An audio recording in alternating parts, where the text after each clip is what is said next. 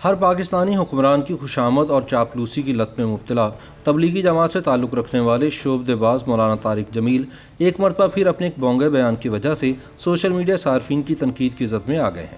Motor وے gang rape سانحے کے بارے میں مولانا طارق جمیل نے ایک ویڈیو بیان جاری کرتے ہوئے حسب توقع سارا مدعا پاکستان میں مخلوط نظام تعلیم پر ڈال دیا اور یہ موقف اختیار کیا کہ جب پیٹرول اور آگ کو اکٹھا کیا جائے گا تو پھر آگ تو لگے گی۔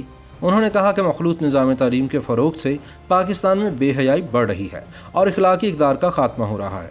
تاہم سوشل میڈیا پر مولانا کے ناقدین نے بجا طور پر انہیں یاد دلایا کہ دینی مدارس میں تو مخلوط نظام تعلیم نہیں، پھر مدارس کیوں قوم لوط کا گڑھ بنے ہوئے ہیں، جہاں شہوت کے مارے مولویوں کے ہاتھوں بچوں کا استحصال پاکستان بننے سے اب تک جاری ہے۔ اپنے بیان میں مولانا نے براہ راست عورتوں کو بے حیا قرار نہیں دیا کیونکہ وہ ایک چالاک کھلاڑی ہیں، وہ ہمیشہ اجتماعی بے حیائی کا رونا روتے ہیں، مگر ہم سب جانتے ہیں کہ اس معاشرے میں بے حیائی کا بوجھ عورت پر ڈال دیا جاتا ہے۔ مرد جینز پہن لے تو خیر ہے، عورت کو اجازت نہیں۔ مرد سگریٹ پیے تو بری عادت، عورت سگریٹ پیے تو بری عورت۔ مرد کا معاشقہ اس کے مرد ہونے کی نشانی ہے اور عورت کسی کو دل میں بھی پسند کر لے تو وہ اخلاق باختہ ٹھہرتی ہے۔ اس موازنے کی ایک لمبی فہرست تیار کی جا سکتی ہے۔ اس لیے جب مولانا بے حیائی کی بات کرتے ہیں تو نہ صرف وہ عورت کو ریپ کلچر کی جڑ قرار دیتے ہیں بلکہ داغدار CCPO لاہور عمر شیخ کی طرح یہ کہہ رہے ہوتے ہیں کہ رات کو موٹر وے پر سفر کرنے والی عورت اگر بے حیا نہ ہوتی تو ریپ نہ ہوتا۔ اسی طرح مولانا کی بے حیائی کی تعریف بھی سرے سے غلط اور منافقانہ ہے۔ منافقانہ اس لیے کہ انہوں نے کبھی مدارس میں بچوں کے ساتھ ہونے والے زیادتی کے واقعات پر لب کشائی نہیں کی۔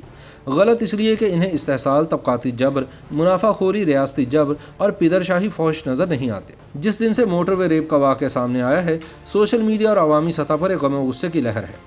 CCPO لاہور عمر شیخ کے بیانات نے اس غصے کو مزید انگیختہ کر دیا۔ لیکن جب آپ اتنے بڑے سانحے پر اسی انسان کو مورد الزام ٹھہرانے لگیں کہ جو دراصل اس بربریت کا نشانہ بنا ہو تو پھر یہ واضح ہو جاتا ہے کہ آپ اس معاملے میں مجرموں تک بھی پہنچ جائیں تب بھی معاشرے میں ایسے مزید جرائم کا راستہ تو بہرحال آپ نے کھول ہی دیا ہے۔ جب پس ذہنیت کے لوگوں کو یہ لگنے لگے کہ رات کے وقت اکیلی خاتون کا گھر سے باہر ہونا دراصل اس خاتون کی غلطی ہے اور وہ جرم کو خود دعوت دے رہی ہے اور پولیس کے سربراہ بھی یہی بیان دے رہے ہوں تو پھر ایسے واقعات کا ہونا تو منطقی نتیجہ ہے۔ لیکن ساتھ ہی ساتھ سوشل میڈیا پر یہ بحث بھی جاری تھی کہ وہ لوگ جو عام طور پر قوم کی اصلاح کا بیڑا اٹھائے ہوئے ہونے کا دعویٰ کرتے ہیں وہ ایسے موقع پر غائب کیوں ہو جاتے ہیں۔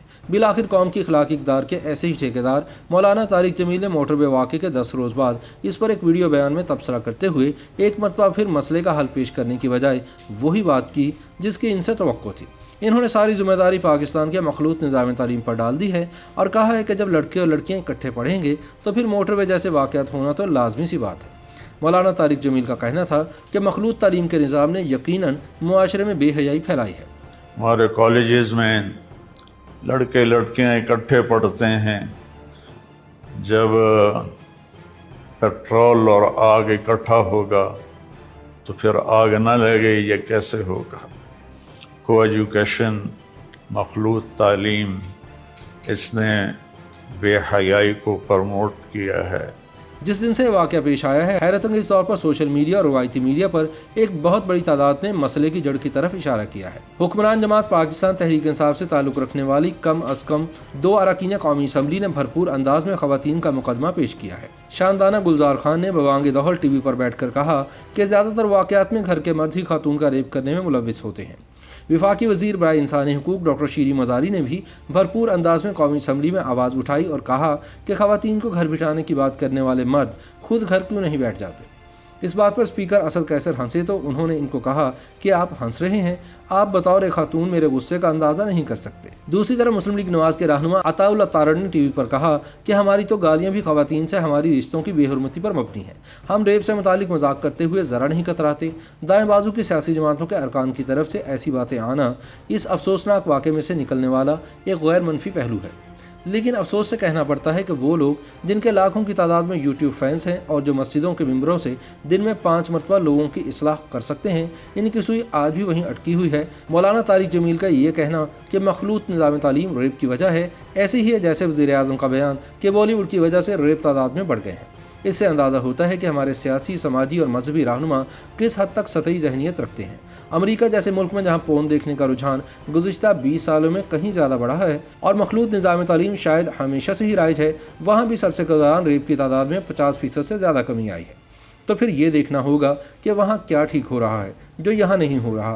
फ्रांस में सेक्स एजुकेशन की वजह से नाबालिग लड़कियों के रेप की शरह दुनिया में सबसे कम हुई है, तो खोज लगाना होगा कि ऐसा कैसे मुमकिन हो पाया। हुक्मरानों की शान में कसीदे पढ़कर हलकान होने वाले मौलाना तारिक जमील अपने बयान में ये भी बताना भूल गए कि दीनी मदारिस में कोई मखलूत निज़ाम तालीम राज नहीं, लेकिन वहाँ शहावतज़दा मौलवियों के हाथों मासूम बच्चों का रेप के वाक़यात आम हैं। किस्सा मुख्तसर, मौलाना का ताज़ा बयान इनकी रिवायती औरत दुश्मनी का एक और इजहार है।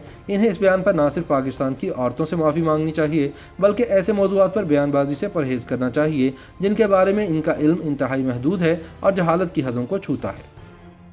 YouTube पर गूगली न्यूज देखने के लिए youtube.com की सर्च बार में गूगली न्यूज टीवी टाइप करें। गूगली न्यूज के पेज पर सुर्ख रंग के सब्सक्रिप्शन वाले बटन पर क्लिक करना ना भूलिए। YouTube पेज पर अपलोड होने वाली वीडियोस से बाखबर रहने के लिए बेल आइकन पर क्लिक कीजिए। आपको हर नई वीडियो के बारे में नोटिफिकेशन मौसूल हो जाएगा।